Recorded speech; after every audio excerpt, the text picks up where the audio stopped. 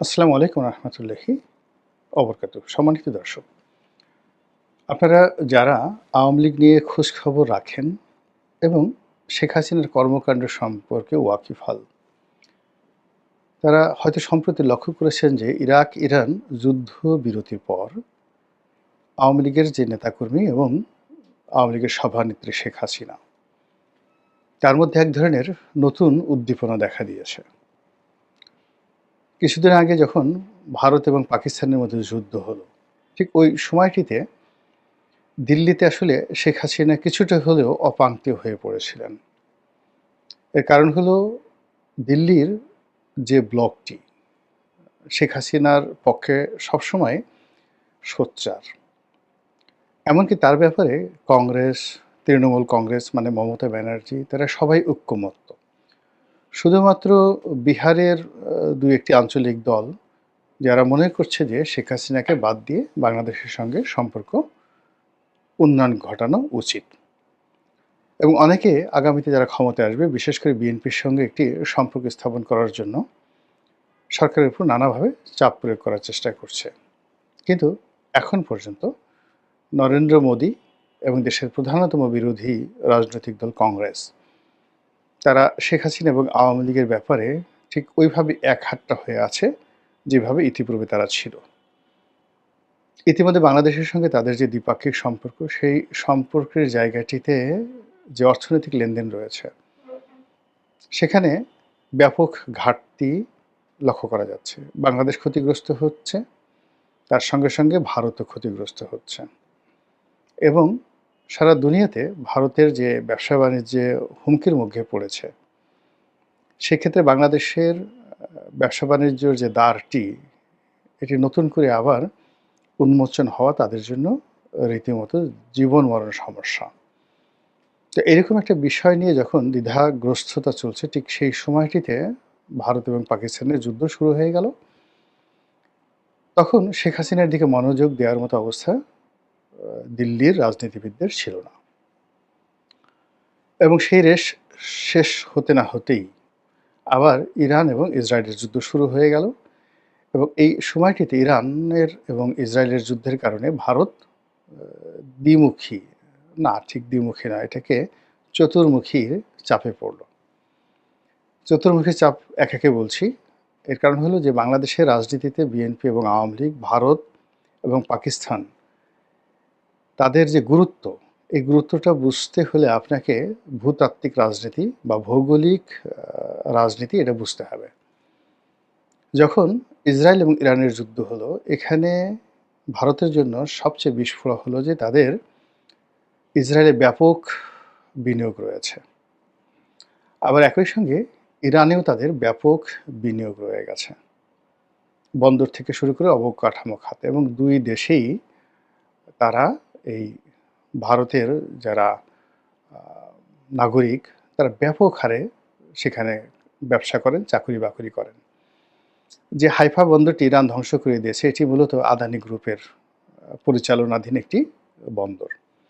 Billion billion dollar Adani group এখানে বিনিয়োগ করেছে এবং এই টাকা সাধারণ ভারতীয়দের টাকা, অর্থাৎ তারা ভারতের যে স্টক এক্সচেঞ্জগুলো আছে সেখান থেকে এই হাইফা বন্দরের নামে টাকা উত্তোলন করে সেই টাকা বিনিয়োগ করেছে। একইভাবে ইরানেরও একটা বন্দর তারা পরিচালনা করছে। এছাড়া ইরানের অনেকগুলো পাইপলাইন, মানে তেলের পাইপলাইন থেকে শুরু করে অবকাঠামো নির্মাণে তাদের বিশাল বিনিয়োগ রয়েছে। আর এটা তারা করে বাট্টা পদ্ধতিতে, অর্থাৎ আমেরিকার রক্তচক্ষু উপেক্ষা করেও তারা ইরান এবং রাশিয়ার সঙ্গে তেল বাণিজ্য, গ্যাস বাণিজ্য চালু রেখেছে। তো যখন এই যুদ্ধ শুরু হলো, তখন ইরানেও তারা মার খাচ্ছিল, আর ইসরায়েলেও তারা মার খাচ্ছিল। এবং ভারতীয়দেরকে ইসরায়েলিরা সন্দেহের চোখে দেখত এই কারণে যে তারা হয়তো ইসরায়েলের গোপন তথ্য ইরানে পাচার করছে। আর ইরানে যে সকল ভারতীয় কাজ করত, তাদেরকে সন্দেহ শুধু নয়, তাদেরকে রীতিমতো ধাওয়ার উপর রেখেছিল ইরানের সাধারণ জনগণ। তো এই যে একটা অবস্থা, সেই অবস্থা দ্বিমুখী, মানে ওখানে তারা ধরা খেলো, এখানে তারা ধরা খেলো। দ্বিতীয়ত এই যুদ্ধে ইরানের পক্ষে সরাসরি আফগানিস্তান এবং পাকিস্তান, তারা দাঁড়িয়ে গেছে। তো সেক্ষেত্রে পাকিস্তানের সঙ্গে তাদের যে বিরোধ, সীমান্ত বিরোধ, এটি আগামীতে আরও ভয়ঙ্কর আকার ধারণ করবে। আর ইতিমধ্যে আফগানিস্তানে নতুন সরকার অর্থাৎ তালেবান সরকারের সঙ্গে একটা সমঝোতামূলক চুক্তি করে তারাও সেখানে কিছু বিনিয়োগ করার জন্য চেষ্টা করে যাচ্ছিল এবং ইতিমধ্যে হয়তো কিছু বিনিয়োগ তারা করে ফেলেছে। কিন্তু ইরান এবং ইসরায়েলের যখন যুদ্ধ শুরু হয়ে গেল তখন ওই আফগানিস্তানের এই যুদ্ধটি মানে আফগানিস্তানেও ইরানের এই যুদ্ধটি ইসরায়েলের যুদ্ধটি এসে আশ্রয়ে পড়ার উপক্রম হলো। অন্যদিকে তাদের যে দীর্ঘদিনের বন্ধু রাশিয়া, সে রাশিয়াও এখানে জড়িয়ে গেছে। ফলে দেখুন এই যে চতুর্মুখী যে তাদের বিপদ এবং বিপত্তি, সেই বিপদ এবং বিপত্তির মধ্যে আওয়ামী লীগকে নিয়ে, বাংলাদেশকে নিয়ে বা শেখ হাসিনাকে নিয়ে গণনা করার সময় তাদের ছিল না। ফলে ওই সময়টিতে বরং উল্টো কথাবার্তা হচ্ছিল যে কলকাতা থেকে তাদেরকে তাড়িয়ে দেওয়া হবে, দিল্লি থেকে তাদেরকে তাড়িয়ে দেওয়া হবে এবং অনেকগুলো ভারতীয় মিডিয়া তার সঙ্গে সম্পৃক্ত বাংলাদেশে যারা রয়েছেন তাদের মধ্যেও এক ধরনের এরকম একটা প্রচারণা তারা চালাচ্ছিল যে এই মুহূর্তে দিল্লির নিকট শেখ হাসিনা এবং আওয়ামী লীগের লোকজন রীতিমতো বোঝায় পরিণত হয়েছে। কিন্তু এই যুদ্ধের বিরতি অর্থাৎ প্রথমে পাকিস্তান এবং ভারতের যুদ্ধের বিরতি এবং ইরান ইসরায়েল যুদ্ধের বিরতির পরে এখন ভারত হাঁপ ছেড়ে বেঁচেছে। এবং অবাক করার বিষয় হলো যে এই যুদ্ধের সময় তাদের যে ক্ষয়ক্ষতি হয়েছিল, এখন যদি এই যুদ্ধবিরতিটি কন্টিনিউয়াস থাকে, চলমান থাকে এবং দীর্ঘমেয়াদে হয়, তাহলে ইরান এবং যাকে বলা হয় ইসরায়েলে যে অবকাঠামোগত ক্ষয়ক্ষতি হয়েছে, এগুলো বিনির্মাণে, পুনর্নির্মাণে, বিনিয়োগ এবং বাজারে শ্রমশক্তি দিয়ে সাহায্য করার জন্য পৃথিবীর একমাত্র রাষ্ট্র ভারত, বাংলাদেশ নয়। অর্থাৎ এখন ধরুন ইরানের অবকাঠামো নির্মাণে যদি ঋণ দিতে হয়, তাহলে কেবলমাত্র ভারত দিতে পারে। আর ম্যান পাওয়ার দেওয়ার ক্ষেত্রে সেখানে ভারত সঙ্গত কারণেই পারবে। আবার ইসরায়েলে তাদের হয়তো টাকার দরকার হবে না, কিন্তু ইসরায়েলে ম্যান পাওয়ার সরবরাহ করার ক্ষেত্রে ভারত ১ নম্বর তাদের পছন্দের রাষ্ট্র। তো সেই ক্ষেত্রে আগামী ১ বছরে ভারতের যে বিগত দিনে লোকসান হয়েছে, এটি বহুগুণে তাদের লাভে পরিণত হয়ে যাবে, কয়েক গুণ লাভে পরিণত হয়ে যাবে এবং এইভাবেই ভারতের যে অর্থনীতি সেটা ফোরকাস্ট করা হচ্ছে। এই যে ভারত একটা ব্রিদিং টাইম পেয়েছে, এই ব্রিদিং টাইমটি তারা এখন একেবারে 100% বাংলাদেশের দিকে তারা নিবিষ্ট করবে এবং আমেরিকাও যে ব্রিদিং টাইমটা পেয়েছে, সেই ব্রিদিং টাইমটা সেই বাংলাদেশে তারা ডুয়েল খেলবে। অর্থাৎ এখন যারা ক্ষমতায় রয়েছেন তাদের মাধ্যমে তাদের স্বার্থ আদায় করার চেষ্টা করবে। আবার অন্যদিকে ভারতের সাথে সম্পর্ক রেখে তাদের যে আওয়ামী লীগ প্রীতি আমেরিকার যে লবিংটি ছিল, তারাও সেই কাজটি আবার শুরু করেছে বা শুরু করবে। এইভাবেই কিন্তু রাজনীতির একটা মেরুকরণ হয়ে যাচ্ছে বাংলাদেশে এবং সেই মেরুকরণ আপনি বাংলাদেশের সর্বত্রই কিন্তু দেখতে পাচ্ছেন। এখানে যা কিছু হচ্ছে এর কোনো কিছুই বর্তমান সরকারের পক্ষ যাচ্ছে না।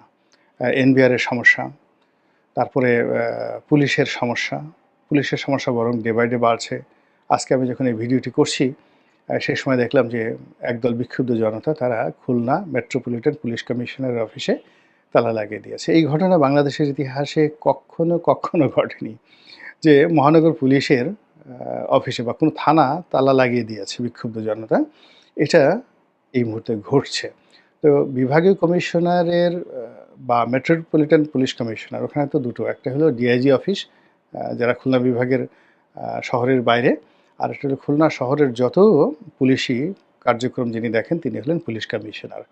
তো সেই পুলিশ কমিশনারের কার্যালয়ে তালা লাগিয়ে দেওয়া হয়েছে, সচিবালয়ে বিক্ষোভ চলছে, ঢাকা দক্ষিণ সিটি কর্পোরেশনে মারামারি হয়েছে এরশাদ গ্রুপ এবং সরকারি গ্রুপের মধ্যে। এবং এখানে মানে অবাক করার ব্যাপার হলো যে এরশাদ গ্রুপের সাথে যারা দ্বন্দ্ব এবং সংঘাতে জড়িয়েছে, এখানে যারা আছে তাদের পরিচয় যদি আপনি শুনেন এবং জানেন, তাহলে এরশাদের জন্য আপনার খুব মায়া লাগবে যে একজন তরুণ এবং সম্ভাবনাময় রাজনীতিবিদ এবং এই মুহূর্তে তারুণ্যের আইকন কীভাবে মানে তার রাজনীতিকে চারিদিক থেকে তার দলের ভিতরে বাইরে সবাই মিলে তার রাজনীতিকে শেষ করে দেওয়ার জন্য যে চক্রান্ত চলছে, এটি তারুণ্যের রাজনীতির পথে একটা বিরাট বাধা। যাই হোক, এই সমস্যাটা চলছে।